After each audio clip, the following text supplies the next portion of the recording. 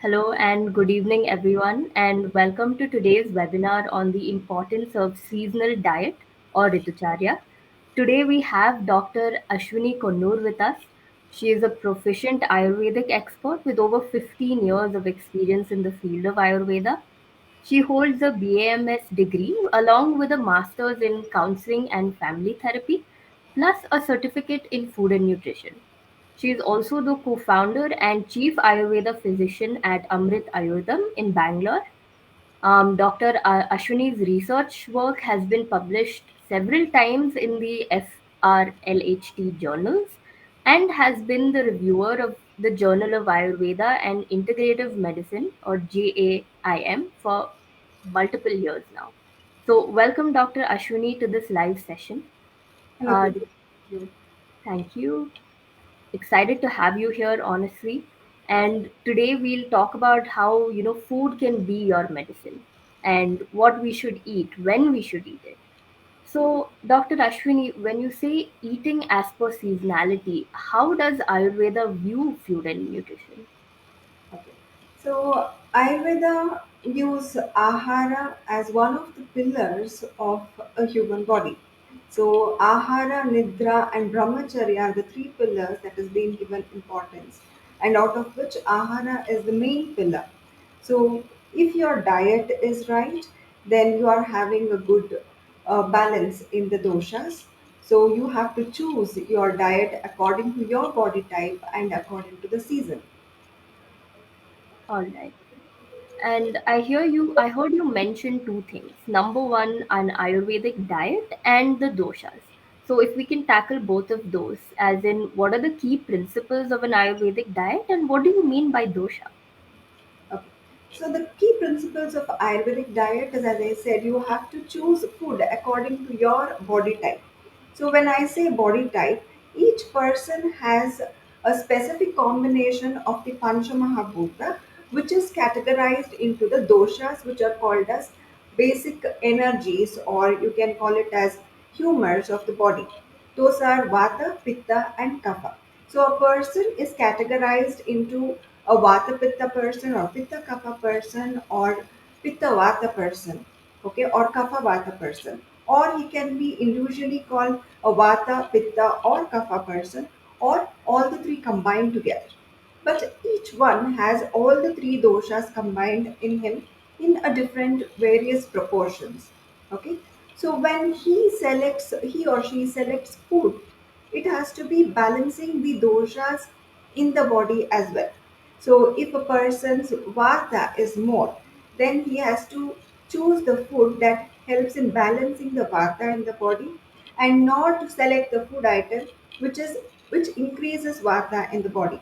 So when you're selecting the food or the key principles of Ayurvedic food is that select food according to your body type and use all the six rasas or what we call as shad rasa in the food that includes all the six tastes of the food. Okay, so it balances. Each Eat your food at proper timings when the digestive juices is secreted in the body. Eat at that time and don't leave your stomach empty for a long time. And then eat at least 3 hours before your bedtime. So give a gap of 3 hours, what we call as one yama, before your sleep time. Okay, so these and yeah, basically, and don't eat food that is preserved or reheated food or beverages and cold products or preserved food. So avoid eating all those kind of food. So it is said that you become what you eat. So choose healthy so that you can be a healthy person as well. Very interesting, Dr. Ashwini. So, when I hear you talk about these doshas, how do I know what my dosha is or what is more present in my body? Is there a tool or some way that all of us can find out? Yes, sure. I think there is a link in the livayur.com where you can find the tool to find your prakriti. So that has a set of questionnaires that will help you find what your body type is. Yeah. Okay, very interesting. So, Guys, head over to Livayur to find this dosha tool where you can find out which dosha you have or what is prevalent in your body. So, moving forward, some of the data which I've read says that less than 5% of the total population has all three doshas balanced equally. Could you shed some light on this fact? As I mentioned earlier also, that each person has all the three dosha in them, but when it is balanced is only when your emotions are balanced, when you are eating proper kind of diet, and you're sleeping at proper timings. So it's very hard to find, especially at this era, to find all the three doshas being balanced in a body. But definitely, all the three doshas are present in the body, one in a higher proportion, one in a lower proportion. But you are the one who is supposed to make it more balanced by following a proper diet and a healthy lifestyle. Okay. And a curious question here. Have you ever met someone that you felt like, okay, this person's dosha is very balanced? I do not want to name, but yes, I have met people who have, like, when I did an Nadi Pariksha, all the three were beating at the same pace. Yes. Very nice. I think there is a lot to learn from these people, and hopefully, we can also learn to identify them and, learn from them. So, we have all this information about, balancing our diets and eating at the right time and eating the right food. So, how can we make these healthy food choices based on our dosha type? Okay. So if I give you one example of one dosha, I'll pick up one dosha. It's very difficult to explain all the three doshas, right? So when I say a person having, we will consider pitta. Now it's the season of pitta where pitta is high in summers. Okay. So what is that is more in pitta is, you can say, fire and water. So the properties of fire and water is more in a pitta prakriti person. Okay. When these two are combined together, it's like a lava, where the fire is in the liquid form, you could say. So how is the property? It's very hot. It can cause burning sensation. It can cause skin problems like acne or blisters. It can also cause hyperacidity. So what balances pitta is madhura rasa, which is sweet and which is, astringent and which is bitter. Okay, so you can include food that is having natural sweetening property like fruits. Okay, more hydrating capacity, that is that has dot of, like cucumber, you know and which has madhura aftertaste, like for example, uh, amalaki, that is Indian gooseberry, which has madhura vipaka. When you eating it, it might taste a little bit of sour and astringent, but when it is getting digested, you get that belching, which is sweet. Okay, like you will know when you drink water, it gives a taste of sweetness. So you include food that is bitter in taste, okay, that is sweet in taste, and that is astringent in taste.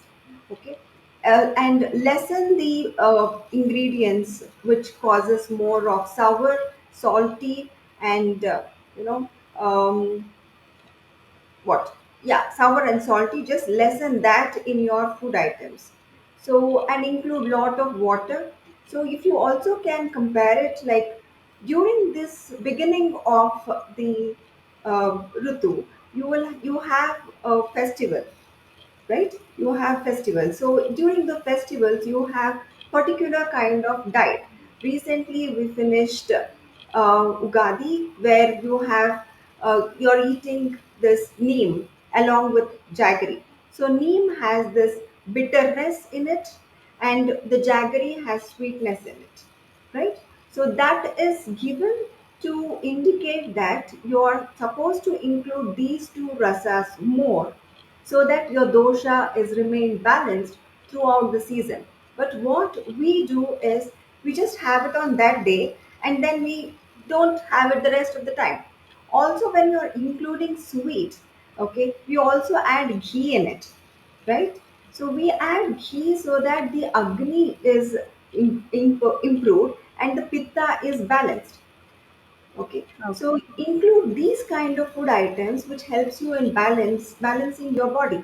So if you want to know what diet you have to follow in that season, then know what diet has to be taken on the festivals which comes in between the Ritu Sandhi, so that you know you have to follow this particular diet for the entire season. Okay, that's very interesting. So our Indian festivals, there is a lot of knowledge in there that we seem to forget sometimes. Yes. And guys, you can also go and visit the Livayur website to find many blog articles on the different seasons and the kind of food that you can eat as well. Now, according to the National Institute of Health or NIH, a study done in 2017 revealed that almost 7 lakh plus adult deaths that had occurred due to heart disease, stroke, and type 2 diabetes, almost 45% of these deaths were associated with number one, an inadequate consumption of certain vital food and nutrients, and number two, an overconsumption of other foods. So, what do you think this means for us? And could you shed some light on how we can combat such like jarring details? Being in a very competitive world, people have actually forgotten the purpose of life and they're just running more materialistic. Okay, so what has happened being more materialistic? um, of course, nowadays people are becoming more aware of health, but not everybody. So running behind material is earning more. They want to earn more. They don't want to. And working from home has become like no time schedule of eating, not working. No family time, which is building up more stress and sitting in front of computer always, which is again like a sedentary lifestyle. So you're not eating at proper time because you're working in shifts. You're not. You also you're binge eating many a times, and you're not binge eating on a healthy diet. It's mostly binge eating on unhealthy or snacking, unhealthy diet. So those are not good. If you choose to eat instead of choosing chips or instead of choosing fried items for snacking, you can as well choose fruits or cut vegetables, or you can also drink a glass of buttermilk. Okay. So binge eating can cause a lot of deposition, especially the visceral fat increases. And when the visceral fat increases, there is a lot of pressure on in the bloodstream, okay, which puts a lot of pressure on the heart. So that's the reason why people are dying at a very young age due to heart attack. Even at the age of 30, 33, people are dying because of heart attack. Okay, and also the choice of food that we are making, it's also plays a very important role. Apart from that, stress. So keep your stress low. So when you make turn your stress into use stress, which helps you in achieving something and not hampering your health. So stress during exam time is good so that you are studying better. But when your stress only becomes more, that puts a lot of pressure in your system. So it consumes a lot of oxygen in the brain, which also indicates that you are hungry and you are binge eating again. So keep your stress levels low and exercise at, keep 1 hour for yourself to exercise. It can be anything, but doing yoga would be a better form of exercise because yoga involves a lot of breathing in it and it helps to improve the metabolic rate. And when I say proper eating, is eating at proper timings. Morning 7 to 8:30. Between that time, have your breakfast.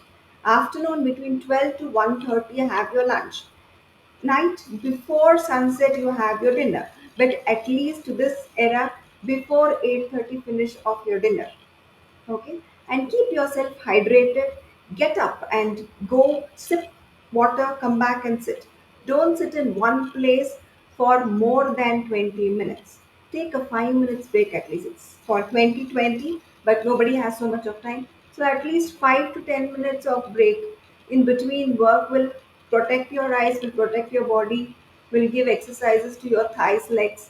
So it's good. So choose your food, a healthy food. So, I mean, thank you so much for shedding so much light on, something that's such a reality for all of us. We are sitting at home now after COVID, especially. We've gone through a digital transformation, and technology has gone for the better, but we have forgotten about our own health. So, there's a lot of stress, and we kind of forget about ourselves and our health. So thank you for giving us that reality check. And this is something Ayurveda has been telling us for thousands of years, and it's only now that we are starting to open our eyes. You mentioned one thing, which is, the kind of food and the way it is made is also very important with the way it reacts to our body. So, what are some Ayurvedic cooking techniques that can help improve digestion and also the absorption of Oh, nutrients? if you're eating home food, then it has been there in Indian cooking from a very, very, very long age. You include all the spices that is there in your kitchen to cook food. So Indian food is actually the best food because in Indian food, the way it is prepared, it includes all the rasas in it. Yeah. So when you are using, use bit of cumin, use ginger, use the spices in minimal amount. Don't make it all masala dar, which increases lot of pitta, but use spices to seasoning, for seasoning, so that it gives the flavor and at the same time it helps in increasing the appetite. And cook with love, so love and affection also matters. Just because you want to eat and rush to office doesn't mean that you have to cook something. Your mood in which you're cooking also matters a lot. So if you are calm and if you're cooking and the same taste is absorbed, the same mood is absorbed in the food as well.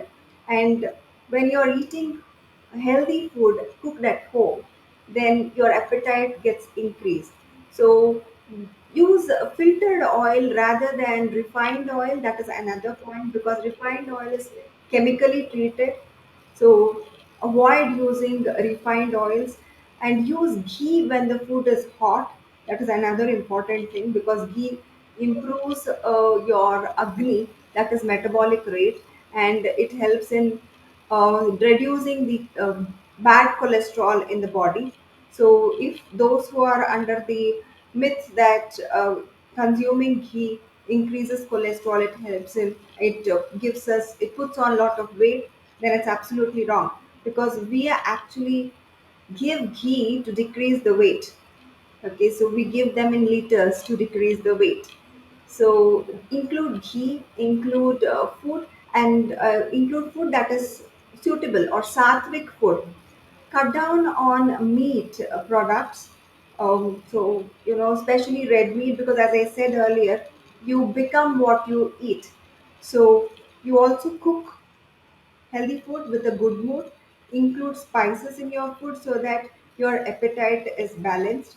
Don't drink water just before your food or just immediately after your food, but including water in between food is okay. Better than that is including buttermilk in between your food. When I say include buttermilk, it is properly churned buttermilk. And don't consume curd at night, because curd consumption at night will hamper your digestion again.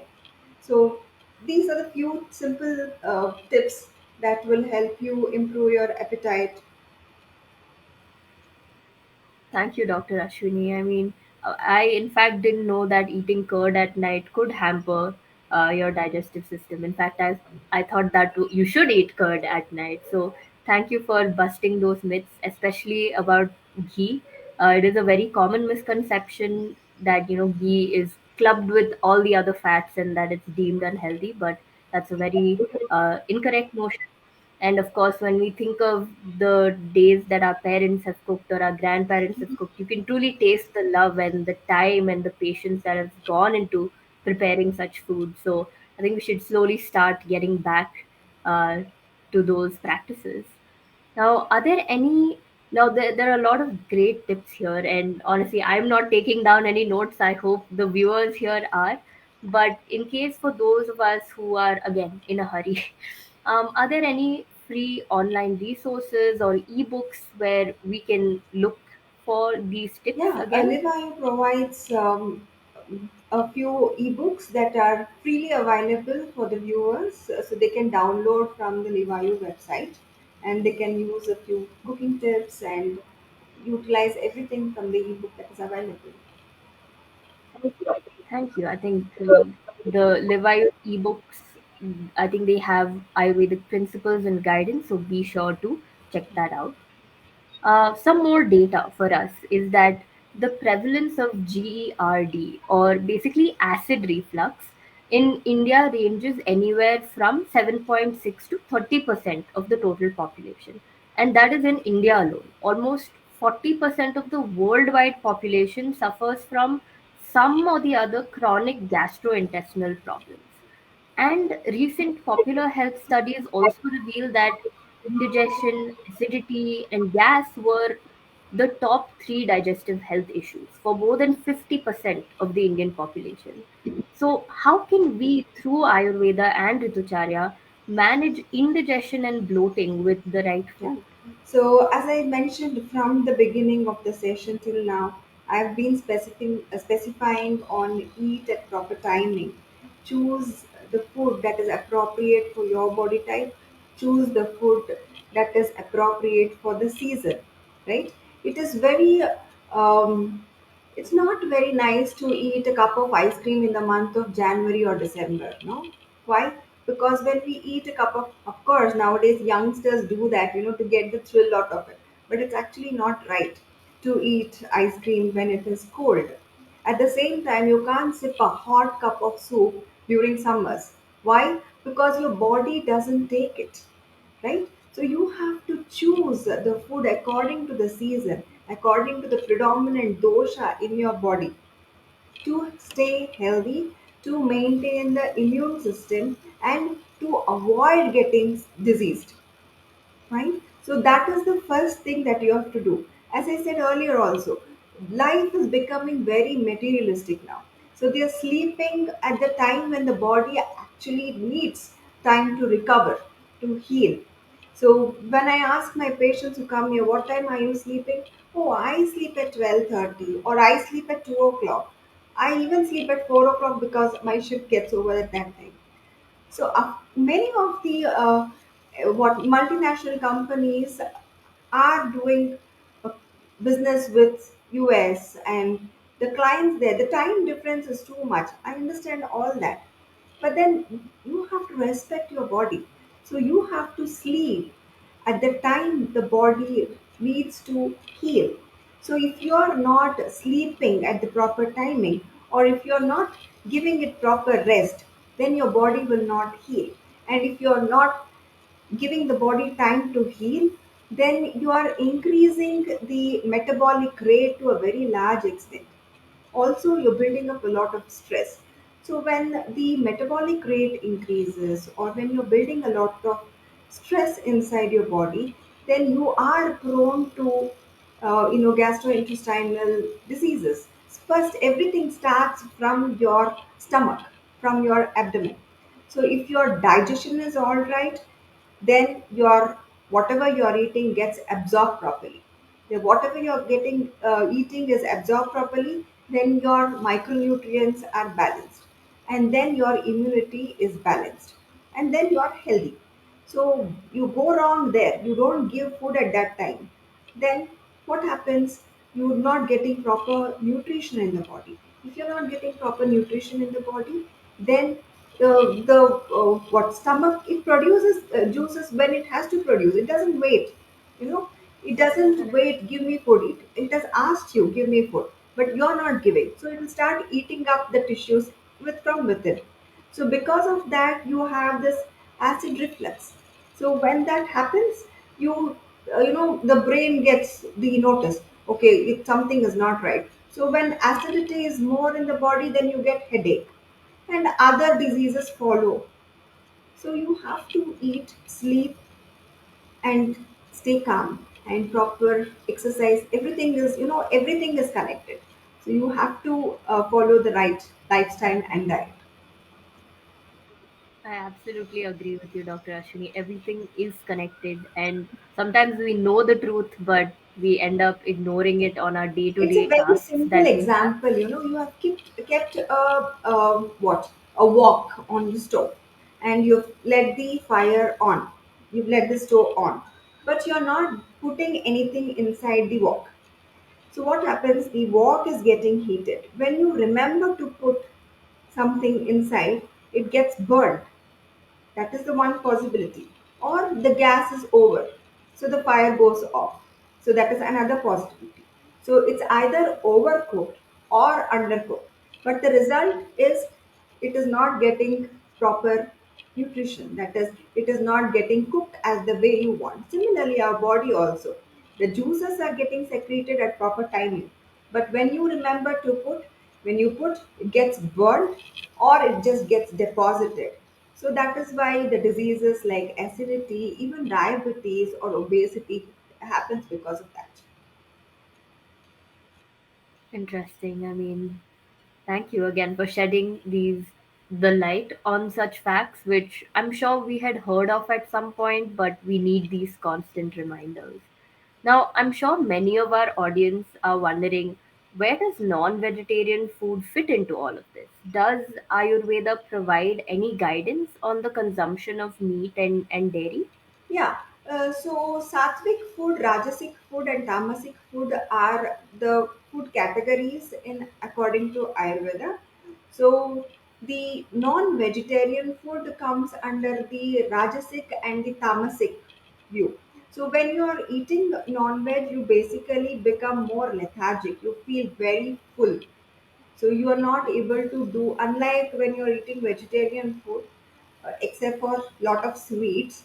Okay, otherwise you don't get so much dull after eating, right? But even if you eat a small quantity of non-vegetarian food also, you feel very full, and sometimes they might get a lot of trouble having the next meal. So the next meal would be very little, right? So that is where the Ayurveda, it's not that they are not supposed to eat non-vegetarian food at all. It's definitely not that. But again, I said, if you are a Pitta Prakriti person or a Kapha Prakriti person, then uh, eating a very heavy non-veg meal is not recommended, or very spicy non-vegetarian meal is definitely not recommended. So choose again according to the body type. Got it. And again, a reminder that you can go visit Livayur to find out which dosha you have and which prakriti is in excess or or in a lesser amount to find out what kind of diet would suit you best. Now, Dr. Ashwini, can you take us through some of the temporary or chronic challenges often triggered by diet and lifestyle? Like, for example, Yeah. constipation? So why constipation happens is when you're not including proper amount of fibers, when you're not drinking proper amount of water, then the constipation happens. So include fibers. When I say include fibers, don't juice your fruits. So it's just you're taking away all the fibers there. So eat your fruits and juice your vegetables, and don't filter the vegetable juice, just drink it. Include lot of greens to give a binding agent. And don't forget to drink water. So proper amount of water. So when I say proper amount of water, drink at least minimum of 8 to 10 glasses of water, not small cups. I said big glasses of water. So when it gets a proper binding, when it gets mixie, when you put everything and you just on the mixie, it's not getting mixed properly. So what do? You add a little bit of water every now and then. If you add water together at once, again you on mixie, it doesn't get blended properly. So you do give water every now and then, little by little, so that it gets properly mixed. So body is also like that. So you need water for giving it a proper flow. You need to include lot of fibers in the form of vegetables, in the form of greens. Okay, you need to give it oil also in the form of ghee, or in the form of filtered oil or cold pressed oil. So but don't consume fried food, again it is bad. So because I have told consume, you have to include oil. I am not talking about fried food here.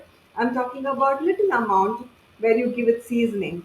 Okay, so include all these things, and proper eating timing is very important, and do some exercises, because when you do everything, when you're eating right but still sitting at one place, it doesn't happen like that. So you have to work out, no, so that the circulation is improved, so that the peristaltic movement is good.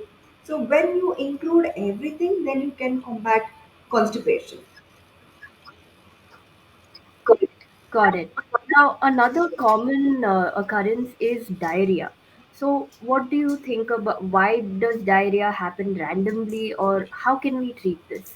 Okay, so diarrhea, one of the causes of diarrhea according to Ayurveda is again Bhayaja Atisara. Atisara is called as diarrhea, okay? Even because of fear, diarrhea can Okay, happen, okay? Diarrhea can also happen because of the food that you have consumed. Sometimes diarrhea can happen because of an allergic reaction of the food that you have taken. So identify what is the cause and try to avoid the cause, so that will help. And the best medicine to stop diarrhea would be drinking a lot of buttermilk. That is helpful. Methi seeds can help. Pomegranate can help.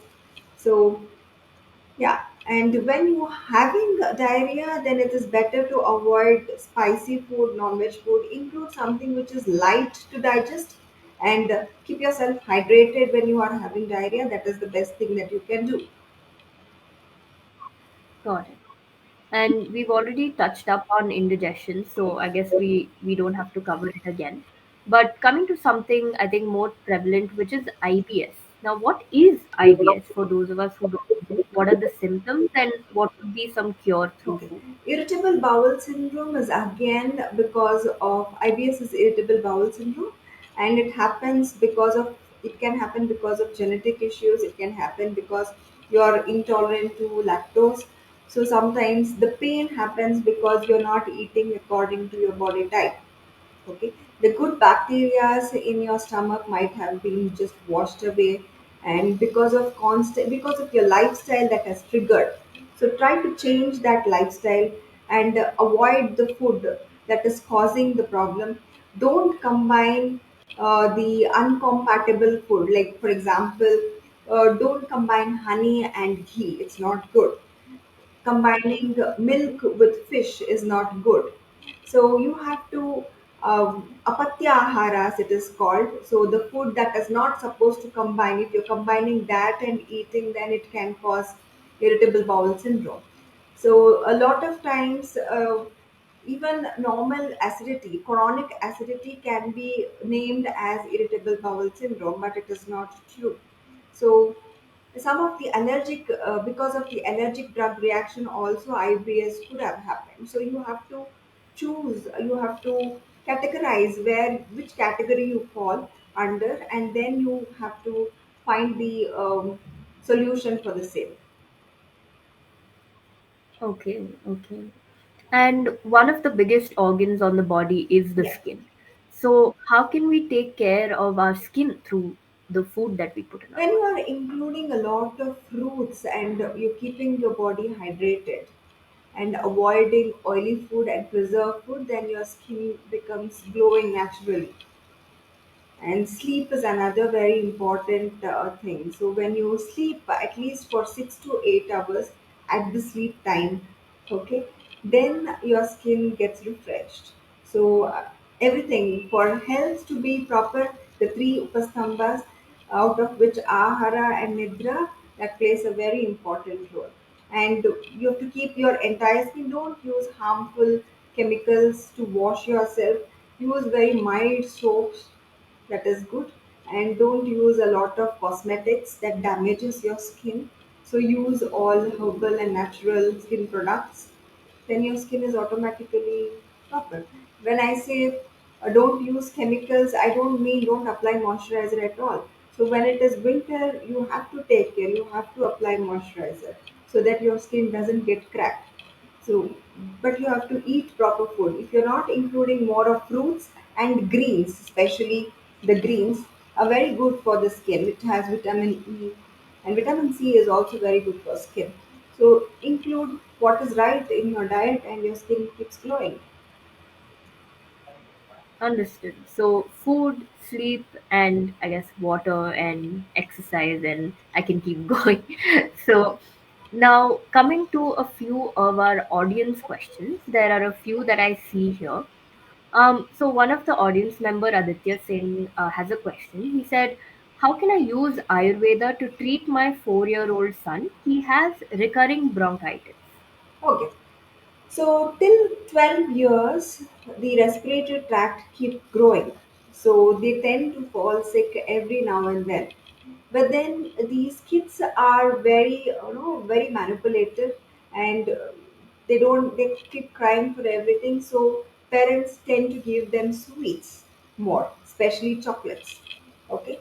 So avoid giving unnatural food like chocolates and processed food like these chips and all. Then to a certain extent they can avoid a lot of respiratory infections. Okay, avoid, cut down on sweets, and ask them to maintain the oral hygiene and include a lot of fibers and fruits and vegetables in their diet, so their immunity will definitely improve. And during the time of what to say during the time of the attack, then we need to know the cause. If you are following the lifestyle properly and still there is an issue, then we need to address it. So in Levine we have online consultation as well, so they can contact me or any of the doctors in the panel, and we would be happy to help. So thank you for that, Dr. Ashwini. So any other member who is facing a similar problem like this with their children, remember, cut down on the sweets, maintain oral hygiene, increase veggie intake, and sooner or later they will be fine. Until 12 years of 10 age, to these 12, kind yeah. of things, 10 to 12. One more question is, how do you know when you need to sleep? Sometimes the body wants to stay awake, sometimes the body wants to go to sleep very early. So, how do you know No, when to body sleep? wants to sleep. You want to wake up. It's not the body that is you, because you are used to waking up a long time. Over a period, it becomes a habit, and then you feel difficult to sleep at that time. Whatever was followed during our teens or till the age of 20, that is the proper time where you have to sleep. If you remember, if you go back to school days, then maximum you would be awake till 10 and then you would be in bed. And morning by 6, anybody would be awake at home, right? So now the trend is changing because parents don't want to put pressure on the kids. Parents themselves are not sleeping at time because they don't have time to look at mobile or have refreshment, seeing some movie on laptop or something. So they want to be awake, so to change their mood, right? So to get refreshed from the job that they have done from morning, they choose the gadget, and they are not giving it sleep. It's not that they are not sleepy; they are just awake. So over a period of time, it becomes a habit. So then you don't get sleep at that time. But if you try to reverse it for 21 days, you might feel it difficult to fall asleep at that time. But after that time, it will definitely, you will get accustomed to sleeping at proper time. Others who are still finding it difficult, then you have to exercise more, eat very light at night, and eat 3 hours before you're sleeping, and at least 1 hour before, get away from your gadgets, especially mobile phones. Okay, switch to reading something. That is a healthy way of keeping your mind occupied if you're not getting sleep. Concentrate on your abdominal breathing, and just apply a little bit of coconut oil on your eyelids, and you will definitely fall asleep. Okay, coconut oil on the eyelids is a new trick that someone who is guilty of not sleeping on time every day will try. So, moving on to another question from Muniba from the audience. How can we keep our thyroid health in check with diet? Should thyroid patients avoid certain foods? Yeah, thyroid patients should avoid cruciferous vegetables and processed foods again. And exercising is always a better option. If they are on thyroid pills, then after 4 hours of taking thyroid pill, and thyroid pill is supposed to be taken early in the morning before, just before sunrise or at the time of sunrise, and 4 hours after that, they should avoid consuming milk products. So otherwise, it doesn't get absorbed properly. Okay, interesting. Another question from the audience from Jyoti is: are there any natural ways to increase To metabolism? increase metabolism, natural ways to increase metabolism is to decrease your thought process and exercising, especially doing abdominal exercise, twisting and leg rise breathing. And when you are eating, divide your meal. Don't have too much food to begin with and to end the day. Afternoon, you can have proper good meal, and when you are eating, also see to it that you're eating at proper time and you're not binge eating, because when you're binge eating, the body doesn't know what to digest first, what to digest later, and then you keep depositing it. So slowly make improvements in your diet and increase your workout hours. Okay, and that will help you. Okay, that was some good advice, I would say. This is a curious question from me, Dr. Ashwini. What is your favorite food? My favorite food is my mom made food. Whatever my mother makes, I like it. Okay, I would say same. Especially ghee rice with like really hot rice, ghee, and some salt and pickle. Unbeatable. Yeah. I'll just wait for a few more minutes if anyone else from the audience has any questions. Other than that, a lot of audience members found this session very insightful. We are very happy about that. And I think one more person uh, felt the same about eating curd at night. That was also another insightful thing. We have another question by Rishi. What can be alternatives for protein, especially when you're planning to cut down on non-veg food? Since I have pitta dosha, is what this audience Okay, member said. so there are a lot of proteins available in vegetarian food as well. The lentils, the whole grams, and mushrooms, Horse whole brand. grams, yeah, whole grams, all whole grams. Okay, sprouts, for example, and soya milk or tofu, paneer. So all these are alternative for proteins in veg category. So, Rishi, I hope that answered your question. Um, Another question from Jyoti is intermittent fasting good for the body? Intermittent fasting again is not good for people with especially pitta and vata prakriti, but intermittent fasting is best for a person with kapha prakriti. So know your body type and then you adopt intermittent fasting, then it is good. And when you are doing intermittent fasting, again choose what to start your meal with and what to end your meal with. You're doing intermittent fasting, and then when you're breaking your fasting, you're binging on whatever you get. That is not intermittent fasting. So know why you're doing and what you're eating, then it is okay to do intermittent fasting. Okay, so intermittent fasting is best for kapha, people with the kapha Yeah, dosha, and not so great for the pitta and the one vata. more Yeah. that you'd mentioned, vata. All right. Okay. I don't think we have any more questions. So, kind of a concluding point now. Firstly, thank you so much, Dr. Ashwini, for making your time and giving us such valuable advice today on Ayurveda, on our diets, and how to kind of live a much healthier life. Now, this is just a simplified overview of Ayurvedic seasonal guide or Ritucharya. We know the importance of Richarya in maintaining our health and preventing lifestyle disorders. Remember, the key component is eating seasonal foods, which can help make your diet more nutritious, healthier, and more flavorful because that is the food that is in season.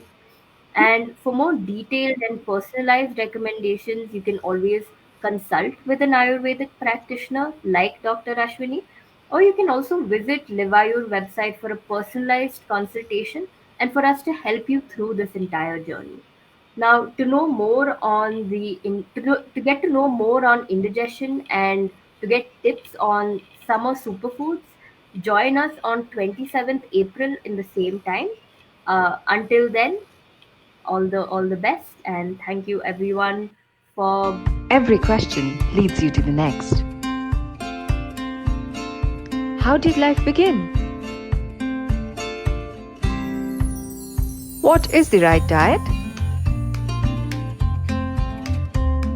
Which is the right exercise?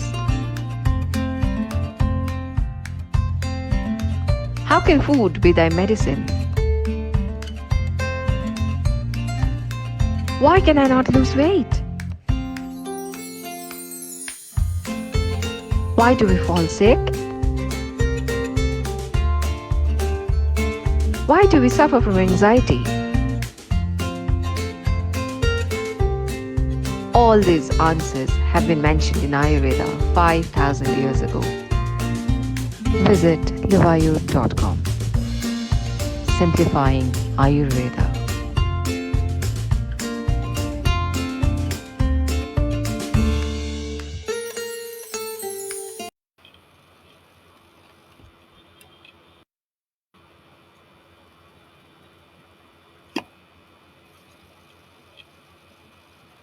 So once again, thank you all for making it to this webinar, and a reminder on to get to know more about indigestion and to get tips on summer superfoods.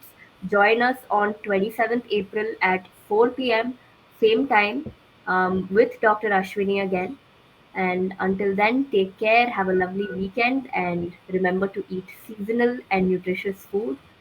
And don't forget about your health. Thank you. Bye bye. Thank you.